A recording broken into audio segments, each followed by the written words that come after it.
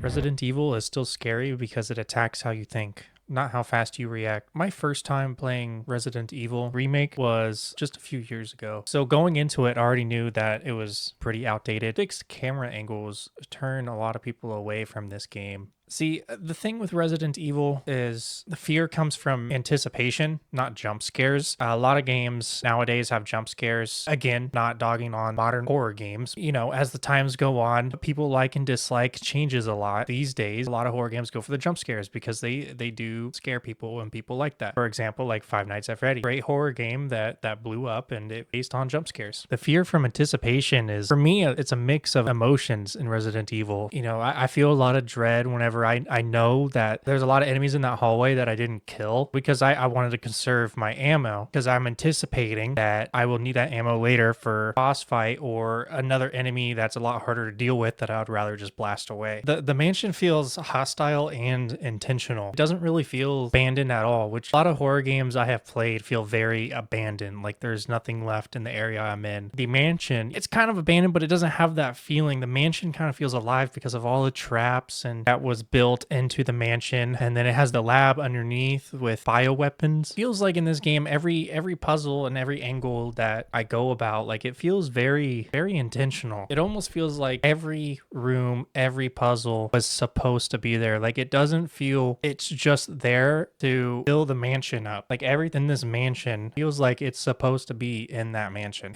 which for me holds the vibe together along with the aesthetic. You know, it holds it together. It holds the immersion that I'm trying to figure out what I need to do, where I need to go, how I'm inevitably going to get out of this thing. Now, one thing about Resident Evil Remake that a lot of people don't like, that turns people away from it, is the fixed camera angles. And yes, the fixed camera angles, the tank controls, you know, we'll get to the tank controls here in a minute. Fixed camera angles, they remove visual control, which is something that a lot of gamers don't like these days. Understandably so. Honestly, I would rather play a horror game in third person with modern controls. Honestly, I hope they do that with Resident Evil 1, maybe even had a first person. But anyways, the fixed camera angles, they're definitely an acquired taste these days, especially for people who didn't grow up playing this fixed camera angles. I didn't like first camera angles, but as I grew to love Resident Evil, I knew I just had to give them a try. And once I gave them a try and I understood the purpose of them and how the game is built around them, I grew to appreciate them. I wouldn't say I grew to love the fixed camera angles, because trust me, like I said before, I would much rather not have them, but I grew to appreciate what they have to offer and their purpose is. See, the fixed camera angles, when they remove the visual control, it goes back to the anticipation. Like I'm going around these corners and I can't really see what the corner is because the camera angle will like wait to change, and then you know you hear the zombie growling, walking, and it's like, oh, I can't see it, even though the only possible place it can be is right in front of me. It still gets me. It gets me that anticipation. Like I'm anticipating for it to grab me. I don't know how far it is, how close, how far back it is. All I know is that it's there and I can't see it, and it makes me second guess, did I bring the right equipment? Is this going down this path even worth it? Like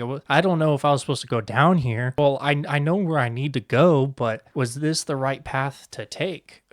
Should I have dealt with this zombie earlier? I'm probably gonna have to kill this zombie now, but I don't have my canteen and lighter to burn him. So now I'm going to have to decide if I want to deal with a Crimson Head later. By the time I'm thinking about that, either the zombie has already attacked me, or I'm already running back, or I've already killed it. Like I don't have the time to process all that info by the time I have to make a decision. And for me, that's where the real fear of the fixed camera angles. I appreciate the neatness of how it just builds an extra layer of suspense that I appreciate. The fixed camera angles also have jump scares. Resident Evil Remake isn't huge on jump scares, but whenever I turn a corner and there's a zombie right there and the angle changes at the same time in a hallway, it gets me every time because there's only a handful of jump scares in the game, but every time they happen, they get me, and the fixed camera angles are a big part of those jump scares. And it's a lack of control too. You have less control. The lack of control is what a lot of people don't like, and that goes into the tank controls. Now the tank controls, you know, there's something that took me time to get used to, but once I got used to them, it was kind of like, okay, the game's built around this, so it's all right. But even then, I don't use use the tank controls. I don't like the tank controls. I understand their purpose. The tank controls are there to make you slower, make you like you're in the mud, like every movement matters. Oh, now I gotta go all the way back over there because I forgot this item in the item box. Oh, there's this piece in this room that I need. I'm gonna go out on a limb here and say the tank controls are dumb. I know it was a piece of technological limitation back then, but I am so glad that they incorporated modern controls where you just, wiggle around. It makes the experience much better for me. The thing I do like about tank controls, which makes me,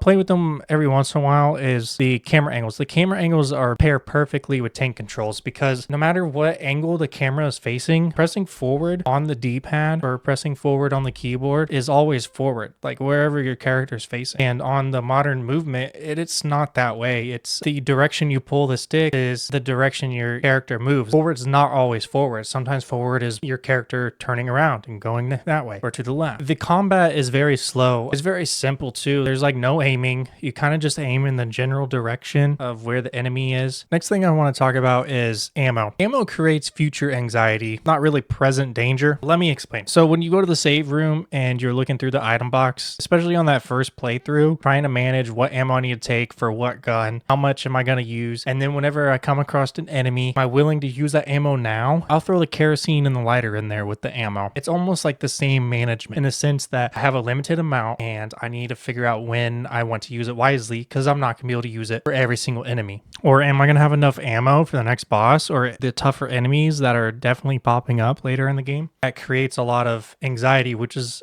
the beauty of the horror in Resident Evil Remake. Crimson Heads, they more or less punish avoidance and time. What I mean about punish avoidance is burning those bodies, like not burning those bodies, you get punished with a Crimson Head. And same when you let it chase you, because they do a lot of damage and they run extremely fast. So even after they turn to a Crimson Head, letting them be a Crimson Head, because you don't have to waste ammo on killing an enemy, but you're for sure going to lose health unless you got them moves to get around them, because they move quick, they do a lot of damage, and it's not like other enemies in the game where they're not that much of an issue most of the time. Enemies in Resident Evil Remake, they mostly occupy space. They don't really chase you. Now, I know I just talked about the Crimson Head, and yes, the Crimson Heads chase you and they're extremely fast, but like normal zombies and Lisa Trevor, like of course she chases you. Okay, so what I mean about this chasing is they're extremely fast and they're always going to get up to you and you just have to put them down. Most enemies in the game are not like that. The zombies, the bugs at the end, even the tyrant, like you can walk circles around with the tyrant. Inevitably you still got to shoot them. They're more like obstacles in the sense that you got to figure out what you want to do with them. You have to either figure out if you want to kill them or you want to juke them out and potentially get bitten and have to use your healing items, or use one of the tasers or daggers, sacrifice one of those, or just use a different route entirely that's going to add more time to the run. Speaking of these daggers and tasers, inventory limits. The limitation of the inventory has a lot to do with the routes that we take when we're playing the game and what decisions we want to make with the enemies that we come across, the obstacles we come across. That item space management, because sometimes I have the ammo in the inventory box because I didn't want to bring it with me because I only got 2 slots left and I want to use them for key items that I find, and then the enemy's in the way, but I don't have enough ammo. Like if I use that ammo now, I'm going to have to waste time and run all the way back to get more because I know what's ahead of that obstacle I just conquered is another obstacle. Another thing that no horror game I can think of these days that does it, other than Resident Evil on like hard mode difficulties, is saving locks in mistakes. In the sense of you have to do the manual saves and you have limited saves, it causes that pressure. When do I need a save? Saving, it's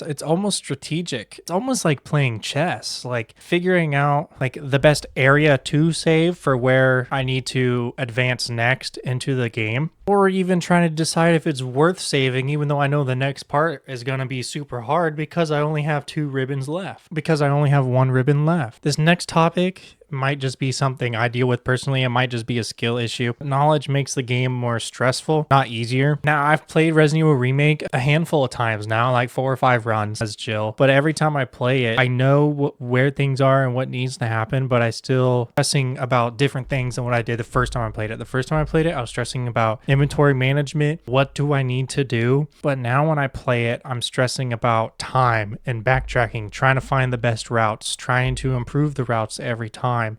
You know, those one or two things that I forgot from previous runs. And a big thing about Resident Evil Remake compared to horror games of today, it scares you by doing less, not more. What I mean by that is it's very bare bones, as it should be. It's a 20-year-old game, but it does the bare bones correctly. Camera angles, not a lot of people like them, but when it does it correctly. The save rooms, it places them right, it does them correctly. The ink ribbons, the amount that you get, depending on the difficulty, it's done correctly. The weapon placement, done correctly. The pacing of every area in the game, done correctly. And this is all basic stuff. This is stuff that most horror games have nowadays. It doesn't do anything crazy. It just does the basics, and it does them well. And it almost feels like leaving that mansion, a lot of weight was taken off my shoulders, as if I conquered the mansion. I escaped, which is a feeling that I want to have at the end of the horror game. Like you accomplished, you conquered the fear. And that's why Resident Evil still works. Not because it's old, but because it's patient. I just know